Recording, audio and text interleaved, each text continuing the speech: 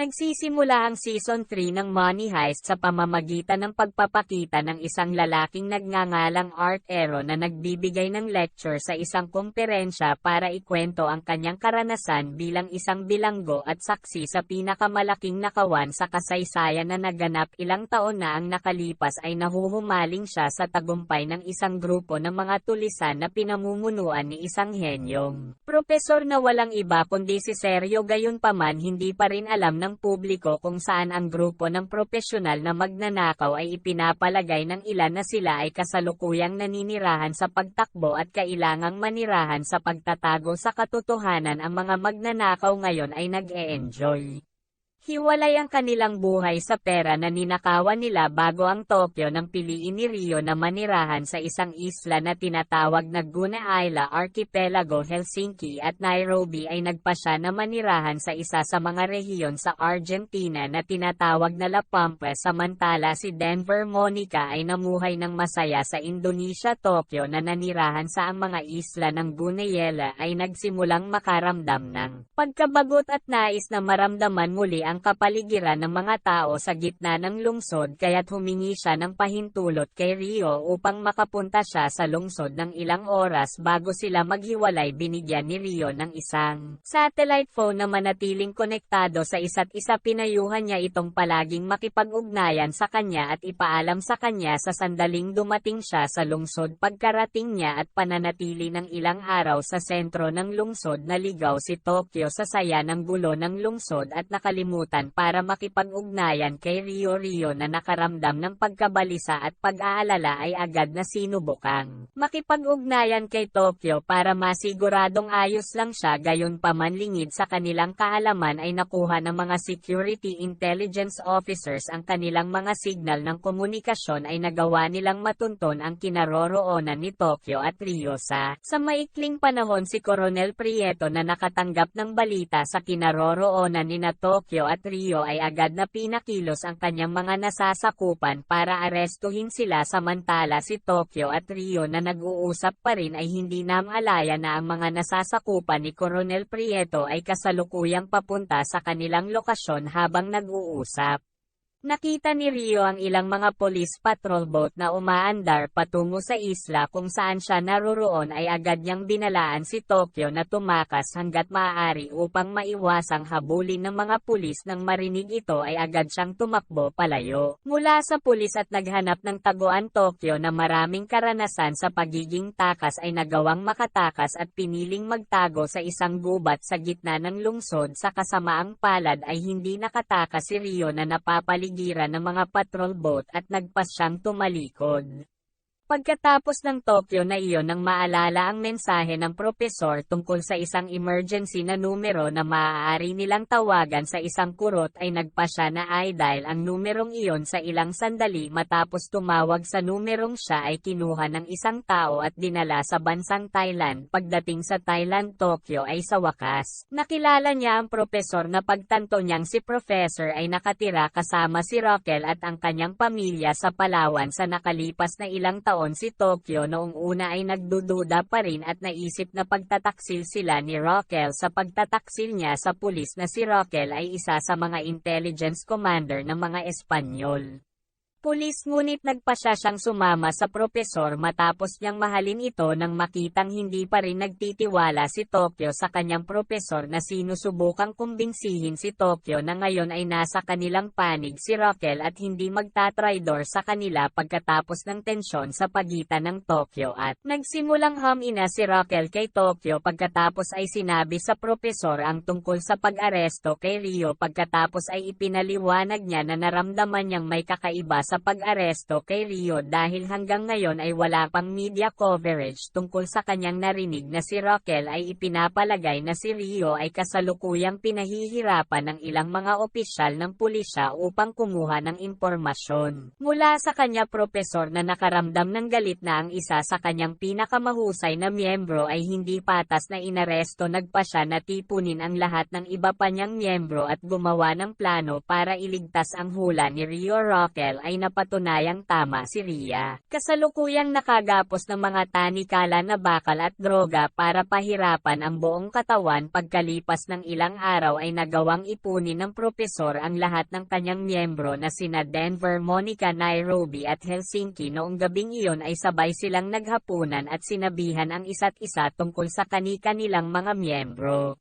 Nabubuhay sa nakalipas na ilang taon. Pagkatapos ay sinabi ni Tokyo ang tungkol sa labag sa batas at di makatwirang pag-aresto kay Rio ng mga pulis. Nang marinig ito ng lahat ng iba pang miyembro ay mukhang nabigla at sinabi ng propesor pagkatapos ay ipinaliwanag ang dahilan ng pagtitipon ng lahat ng mga miyembro na gusto niyang lahat ang kanyang mga miyembro para tulungan siya para mailigtas si Rio. Gayunpaman si Denver na ayaw nang humarap sa intelligence at pulis ay tumutol sa plano, tsaka may anak na siya ngayon kay Monica kaya ayaw niyang gumawa ng anumang bagay na makakasama sa kanyang anak. Biglang dumating si Raquel sa kanilang pag-uusap at nagpakilala bilang bagong miyembro ng grupo ng mga tulisan na propesor, saka sinabing lahat sila ay isang pamilya na dapat tumulong sa isa't isa. Pagkatapos ay ipinaalala niya sa kanila ang mga sakripisyong ginawa ng Berlin, Moscow at Oslo sa pagkamatay ng 3 nilang miyembro noong isang robbery mission. Ilang taon na ang nakakaraan ay nag-iiwan pa rin ng kalungkutan sa kanilang mga puso. Matapos makinig sa paliwanag ng propesor ay naantig ang iba pang miyembro at sa wakas ay nagpasya silang sumali sa Rio Rescue Mission. Sa pagkakataong ito, kahit na alam ng propesor na ang misyon na ito ay medyo delikado, ay susubukan niyang hanapin the best plan and strategy to save Rio. In this mission, Professor decided to invite all his members to join the mission of robbery of national gold reserves in a national bank in Spain. He believes that with a robbery mission of ganito kalaki ang kanilang grupo ay magagawang maakit ang atensyon ng pulisya at pambansang intelihensya. Ang eksena ay lumipat sa 5 taon na ang nakakaraan nang mag-usap ang propesor at Berlin sa isang simbahan na matagal na nilang magkakilala, at itinuring pa ang isa't isa na magkapatid. Sa ang basement ng simbahan ng Berlin ay nagtayo ng isang lihim na base kasama ang isa pang kasamahan na nagngangalang Paul Ermo. Noong panahong iyon na nakilala ng propesor sa unang pagkakataon sina Berlin at Paul Ermo. Pagkatapos ay ipinaliwanag sa propesor ang kanilang plano sa pagnanakaw ng ginto sa isang pambansang bangko na matatagpuan sa Espanya. Mula sa pangyayaring ito ay makikita na pinili ng propesor itong Spanish Bank Gold Robbery Plan para matupad ang pangarap na pinangarap ng Berlin. Noong nakaraan ay nagbago ang eksena sa kasalukuyan, kung saan nagbibigay ng maikling lecture ang propesor sa lahat ng kanyang plano sa lahat ng kanyang mga miyembro na isakatuparan ang pambansang pagnanakaw ng ginto ng maayos. Ang propesor na kilala bilang isang henyo ay nagsimulang magbigay ng mga direksyon sa bawat miyembro upang ang misyon na ito ay maaaring tumakbo ng mahusay sa ilang sandali. Matapos ang araw ng dakilang pagnanakaw ay dumating na ngayon.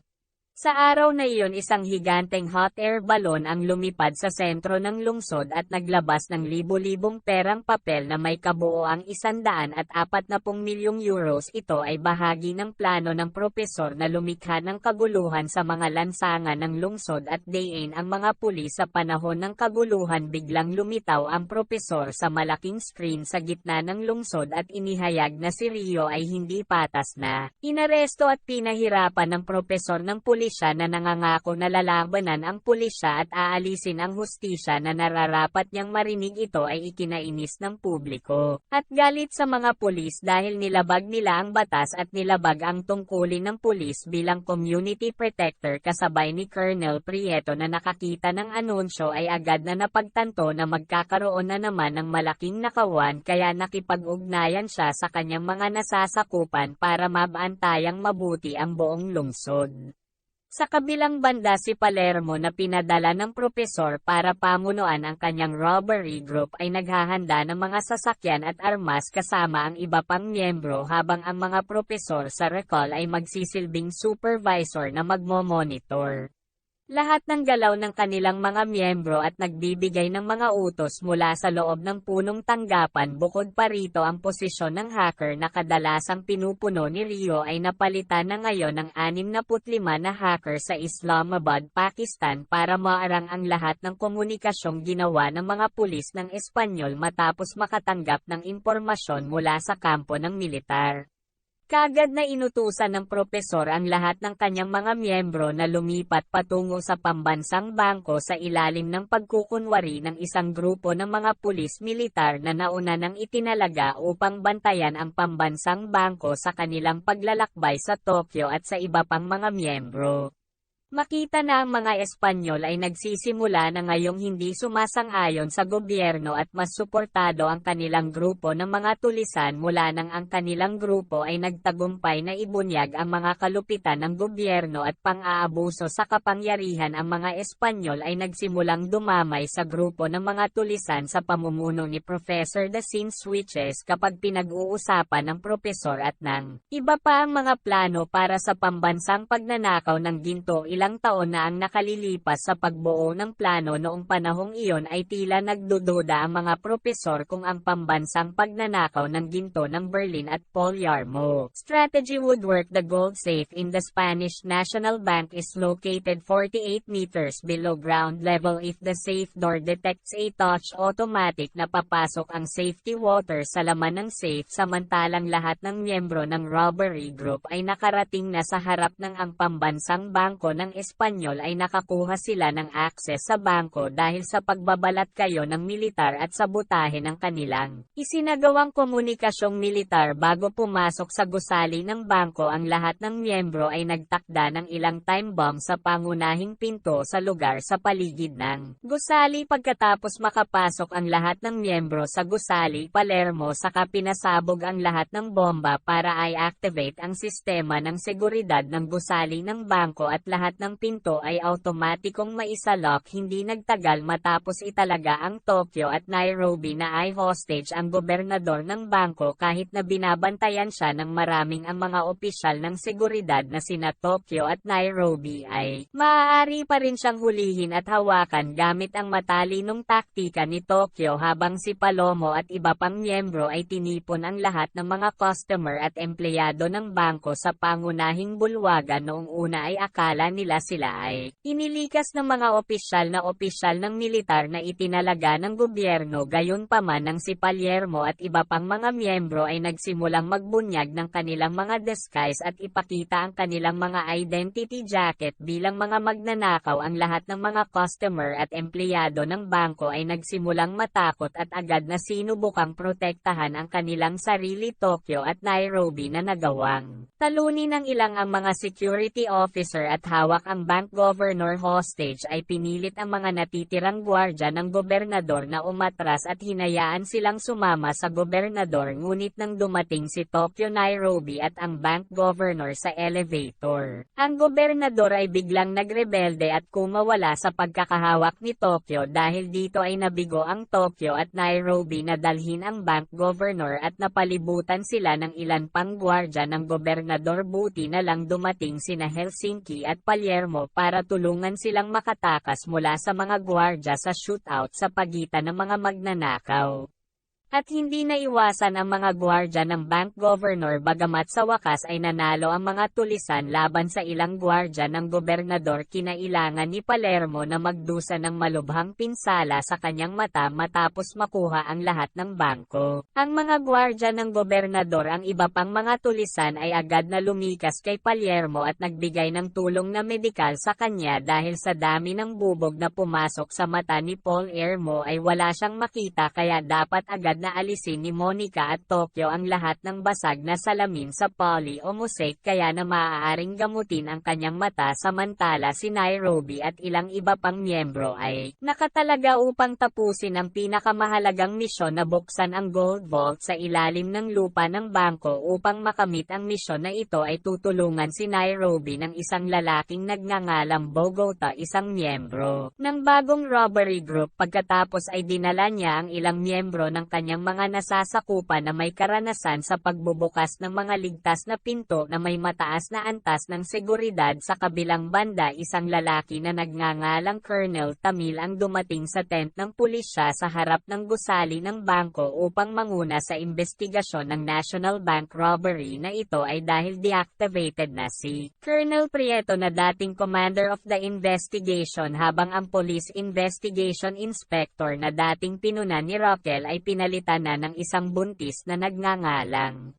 Instructor Sierra. Hindi tulad ni Roquel Instructor, si Sierra ay kilala bilang isang malupit na opisyal at nangangahas na pahirapan ang mga bilanggo para makakuha ng impormasyon pabalik sa Nairobi Brevita at ang iba pang mga bandido ay sinusubukang pasukin ang mga pinto ng gold safe na gawa sa bakal, ipinaliwanag ni Nairobi sa iba pang miyembro na May 16 na minuto lang sila para makapasok sa pinto ng Gold Vault bago napuno ng tubig mula sa vault ang buong Gold Vault matapos matagumpay na gumawa ng butas sa safe door Nairobi at agad na nagkabit ng higanteng oxygen ang ibang miyembro cylinder para makapasok sa gold storage room. Matapos na makapasok si Nairobi sa gold storage room at makakita ng maraming gold bars sa kwarto ay mukhang masaya siya at agad na ipinakita ang gold bars sa ibang miyembro. Ngayon ang pinakamahalagang misyon nila ay matagumpay na natapos sa ibang lugar.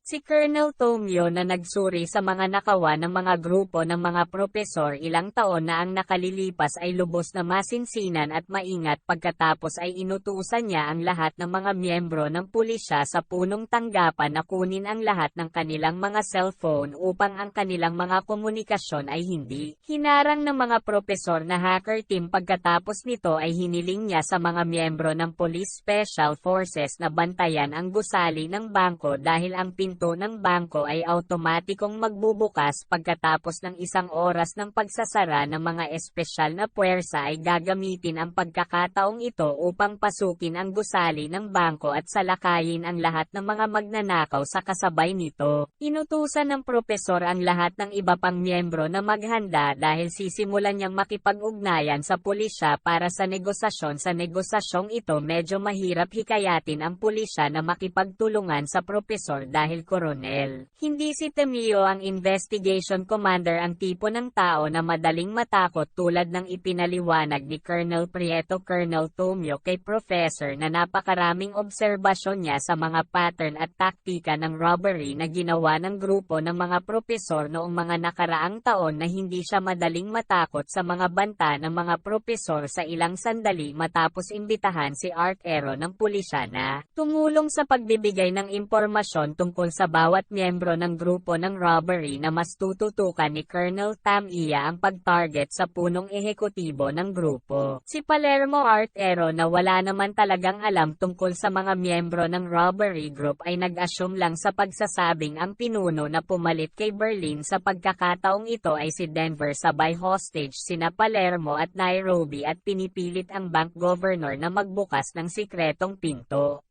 sa safe pero tumanggi ang bangko governor na pumasok sa bangko dahil napakahalaga ng mga bagay na nakaimbak sa likod ng secret door nitong ikinagalit ni Denver at agad siyang itinulak. Sa kasamaang palad ay nawala ng malay ang bank governor dahil natama ng ulo ang metal na pinto sa likod niya. Nang makita ang Nairobi na ito ay agad na hiniling sa iba pang mga miyembro na kumuha ng mga kagamitang medikal para mailigtas niya ito. Sinabi niya na kapag hindi siya naaga kaagad ay aatakehin siya sa puso na magreresulta sa kamatayan na napagtanto ni Bobita na hindi magagawa ng gobernador ng bangko.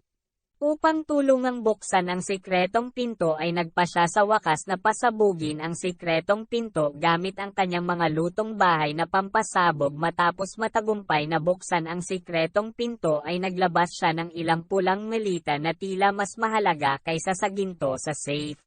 Isang oras matapos mailak ang pinto ng gusali ng bangko sa wakas ay automatikong bumukas ang pangunahing pinto ng utusan na sana ni Colonel Tomio. Ang mga espesyal na puwersa ng pulisya na salakayin ang Tokyo ay inutusan ang ilang mga bilanggo na nagpalit ng damit na tulad nila na lumabas sa harap ng gusali ng bangko upang bumili ng oras. Makalipas ang ilang minuto ay tumakbo si Denver mula sa safe na may dalang 20 melita na kanina pa kinuha sa secret room ay sumenyas siya sa pulis at ipinakita sa kanyang mga kamay ang dalawang pulang melita na si Colonel Temeo na alam na ang pulang melita ay naglalaman ng mahahalagang dokumento.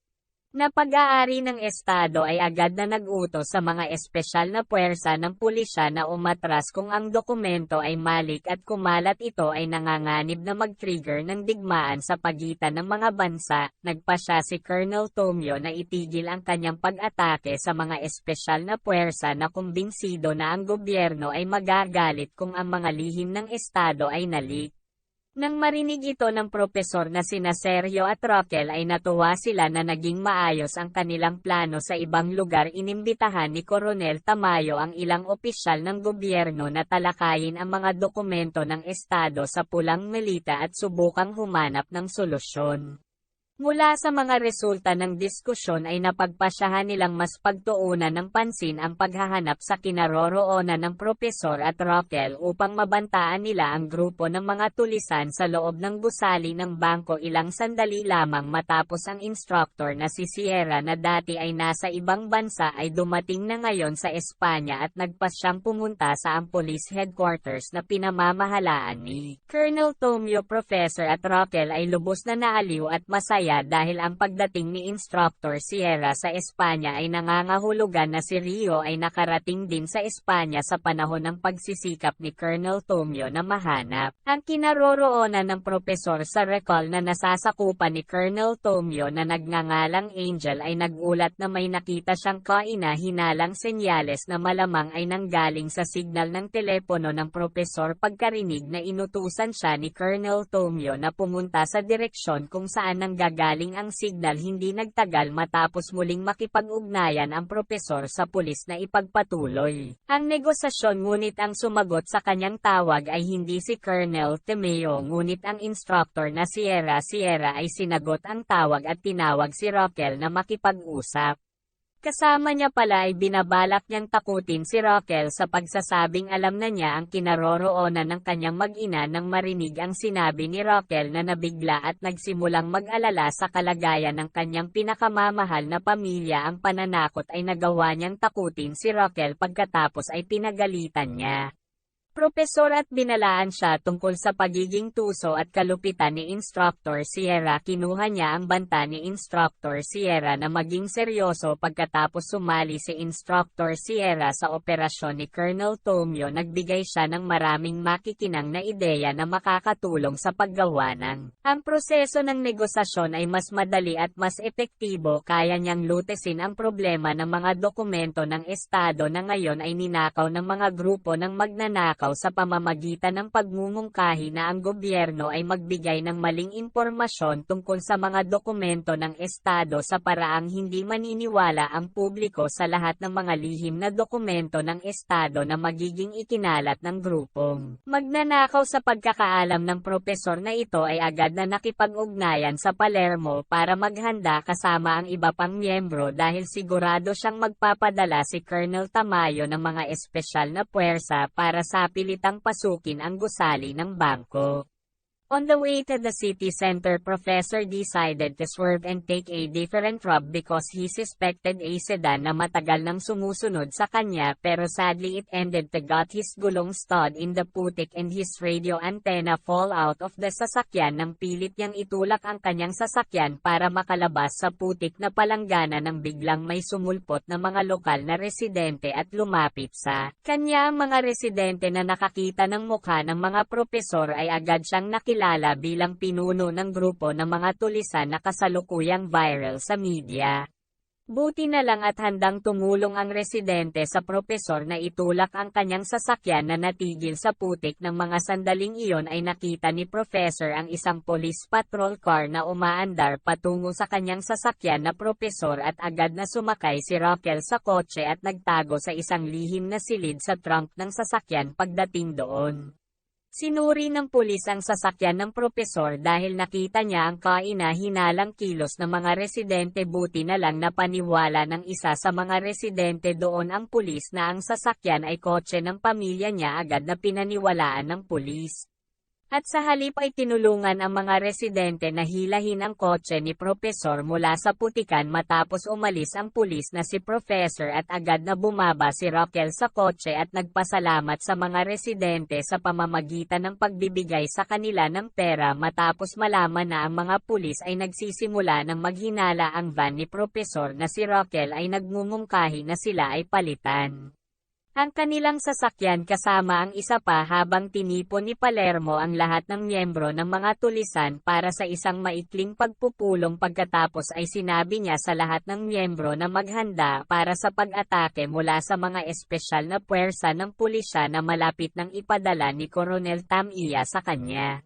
Sinabihan ng iba pang mga miyembro na labanan ang puwersa ng pulisya gamit ang lahat ng kanilang handa na armas pagdinig na ang Tokyo ay tumutol dahil sigurado siya na ang propesor ay hindi pinapayagan ang mga miyembro ng grupo ng mga magnanakaw na pumatay ng sinuman ngunit ang iba pang mga miyembro ay hindi sumang-ayon sa kanya at piniling sumunod kay Polly Omo. Ang mga utos na isinasaalang-alang ang kasalukuyang sitwasyon ay nawala sa kontrol sa ilang sandali matapos ang mga espesyal na puwersa ng pulisya ay nagkalat ng mga nakakalaso na usok sa gusali ng bangko sa pamamagitan ng mga butas sa bentilasyon pagkatapos makumpirma na ang bentilasyon ay walang laman. Nag-utos si Colonel Tamayo ng ilang ang mga Special Forces Police na pumasok sa pamamagitan ng bentilasyon sa bubong ng gusali ay nakita ito ng isa sa mga especially iya na propesor sa labas ng gusali at agad itong iniulat sa propesor kaya't sa wakas ay naihanda na ng iba pang miyembro ang kanilang sarili upang harapin sila ilang sandali pa ay nakipag-ugnayan ang propesor sa guro. Sierra para sabihin na ang Police Special Forces na ipinadala ni Colonel Tomio ay nahuli at na-hostage ng grupo ng mga tulisan para patunayan ito nagpadala siya ng video ng pag-aresto sa mga Police Special Forces sa punong tanggapan ng investigasyon ay inalok niya ang mga pulis na makipagpalitan ng ilang mga bilanggo at ang ilang mga opisyal ng espesyal na puwersa sa Rio Instructor Sierra ay walang ibang pagpipilian kundi tanggapin ang alok dahil patuloy siyang itinulak ni Colonel Tomio ay agad niyang sinundo si Rio na ilang araw nang pinilit na matulog gamit ang anesthetics pagkatapos maghanda ay dinala. Agad siya ni Rio Instructor Sierra sa National Bank Building Tokyo na nakita ang pagdating ni Rio mula sa likod ng bintana ay natuwa ang mga taong nagkukumpulan sa gusali ng pambansang bangko at sinuportahan ang pagbabalik ni Rio sa grupo ng mga tulisan ay agad na tumakbo si Rio sa gusali ng bangko kasabay ng pagpapalaya ng ilang preso at ilang Police Special Forces pagdating ni Rio sa building ng bangko ay agad siyang niyakap ni Tokyo at malugod na tinanggap ng iba pang miyembro ang professor ngayon ay nakahinga ng maluwag. Nakalaya na si Rio sa pagpapahirap ng mga pulis nakakatawa pa si Art Ero nakapasok na sa building ng bangko nung naubusan ng ilang preso mahal na mahal pa rin niya si Monica at umaasa na willing siyang bumalik. Kasama niya noong nakaraang season si Art Ero at Monica ay nagkaroon ng relasyon bilang mag-asawa bago sila tuluyang naghiwalay ilang taon na ang nakalilipas ang propesor pagkatapos ay nakipag-ugnayan kay Rio at nagtanong ng ilang mga katanungan ang propesor ay napagpasyahan na ang mga pulis ay naglagay ng wiretap sa katawan ni Rio mula sa lahat ng mga sagot na ibinigay niya kaya agad niyang inutusan ng iba pang miyembro na tanggalin ang bug na nakapaloob sa katawan ni Rio samantalang sa Investigasyon Headquarters Instructor Sierra nagmumungkahi ng ideya na magsagawa ng paligsahan para sa publiko ay magbibigay ng premyo ang pulis. Pera na 10 milyong euro sa sinumang makakahuli o makapag-ulat sa kinaroroonan ng propesor at Raquel sa kompetisyong ito ay naniniwala siyang mas magiging madali para sa mga pulis na mahanap sila sa kabilang banda ang anghel na nauna nang ipinadala upang hanapin ang kinaroroonan ng ang signal na inaakalang mula sa telepono ng propesor ay nagawang hanapin ang kinaroroonan ng sasakyan ng propesor na. Ang ibig sabihin ay kasalukuyang hindi kalayuan sa lokasyong iyon ang eksena ay lumipat sa loob ng gusali ng pambansang bangko Nairobi, Tokyo at sinubukan ng ibang miyembro na magpa-opera sa katawan ni Rio para tanggalin ang wiretapping device sa kanya ay hinulaan na ng propesor ang posibilidad na may bug na itanim sa katawan ni Rio iyon ng mga pulis kaya inihanda na niya ang kanyang mga miyembro para matunton ang kinaroroonan ng tapang device na gagamitin nila sa ibang pagkakataon. Ang wiretapping device para matrap ang mga pulis sa ibang lugar ay nahanap na pala ng mga drone mula sa pulis. Ang kinaroroonan ng propesor ng sasakyan ng propesor at si Roquel na napagtanto na agad itong nagpasya na tumakbo ng hiwalay at magtago sa puno ay naghanda na ng planong pagtakas ang propesor kung natunto ng pulis ang kanyang sasakyan. Isang araw sa kasamaang palad ay hindi natuloy ang plano dahil nahirapan si Roquel na umakyat sa puno at medyo malapit na siya sa mga pulis kaya naman nagpasya na tumakbo patungo sa settlement at magtago sa isang ranch stable. Angel na natagpuan na ngayon ang kinaroroonan ng kotse ng propesor ay agad na pinakilos ang kanyang buong puwersa ng pulisya upang hanapin ang kagubatan sa paligid ng lokasyon kung saan natagpuan ang kotse na ligtas si Professor. Dahil umakyat siya sa medyo matangkad na puno at nagtago habang si Roquel ay nagtatago sa likod ng isang kahon ng dayami sa ranso. Ito ang unang karanasan niya sa pagiging takas ng pulis kaya nakaramdam siya ng pagkabalisa at takot kaya sinubukan siyang pakalmehin ng propesor sa pamamagitan ng kanilang komunikasyon sa radyo. Nakipag-ugnayan ang propesor kay Palermo at inutusan siyang isagawa ang plano ni Alcatraz. Ang plano ni Alcatraz ay isang backup plan na isasagawa lamang kapag nasa panganib ang propesor at Roquel kaya naman kailangan ng propesor ng diversion upang hindi na siya tinoon ng mga pulis sa pagdinig sa utos ng propesor at agad na tinipon ni Palermo ang iba pang miyembro para makaisip sila ng diskarte para mailigtas si Professor at si Roquel. Helsinki ay naatasang kumuha ng surot na tinanggal sa katawan ni Rio para idikit sa isang daga para ang mga pulis. Akala ng mga magnanakaw ay nagtakbuhan na ang resulta ay talagang nahuli ang mga pulis sa isang bitag dahil ang pulis na kanilang ipinadala upang tumingin sa direksyon ng hudyat ng tapper ay nakakita lamang ng isang daga. Ang pangyayaring ito ay nagparamdam kay Colonel Tamil. Galit na galit at pinagtatawanan. Sa ibang lugar si Roquel ay nahuli ng dalawang residente na may-ari ng rancho. Ang may-ari ng bukid na nakabalita sa kompetisyon na ginanap ng mga pulis ay nagsabing isusumbong niya sa pulisya ang kinaroroonan ni Roquel para manalo ng premyong 10 milyon euros. Feeling cornered, Roquel tried hard to convince him that the police will never give the 10 million euros in return because the competition was just gimmick. She then offer money to him if they are willing to protect and hide her unfortunately failed efforts ni Roquel. Dahil nakarating na ang mga pulis sa bukid samantalang si Instructor Sierra na inis na nalinlang ng grupo ng mga tulisan ay nagpasya na gamitin ang kanyang lihim na plano. Naglagay siya ng kulay asul na teddy bear sa harap ng gusali ng pambansang bangko para kunin ng mga tulisan ang teddy bear na Palermo at ang ibang miyembro na nataranta ay nagpasya na kunin ang manika at buksan ang laman ng manika na si Nairobi na napagtanto na ang manika ay isang alaala na ibinigay niya sa kanyang anak ay agad na hinablot ang cellphone na kinuha mula sa manika pala si Instructor Sierra. Nagpasya na gamitin ang teddy bear para takutin siya. Pagkatapos ay inakay niya ang anak ni Nairobi na maglakad papunta sa harap ng gusali ng bangko upang makita ni Nairobi ang kanyang anak. Pagkatapos ng mahabang panahon na magkahiwalay sa kasamaang palad ay bahagi lahat ng plano ni Instructor Sierra na patayin si Nairobi kasama ang nalaglag ang sniper fire na inihanda niya Nairobi dahil sa tama ng bala na nakatutok sa kanyang dibdib.